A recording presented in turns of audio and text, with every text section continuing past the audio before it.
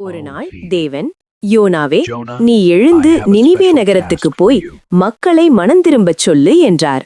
ஆனால் யோனா தேவனின் சொல்லை கேட்காமல் எதிர் திசையில் உள்ள தர்ஷீசுக்கு கப்பலில் ஏறி போனார். நடுக்கடலில் பெரிய புயல் வந்தது.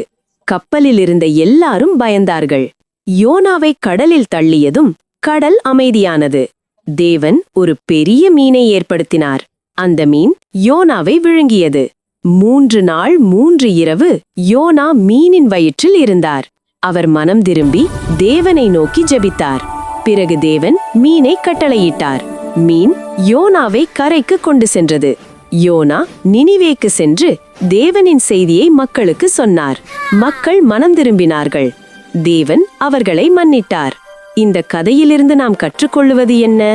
தேவன் அன்பும் கருணையும் நிறைந்தவர். நாம் மனம் திரும்பினால் அவர் நிச்சயமாக மன்னிப்பார்.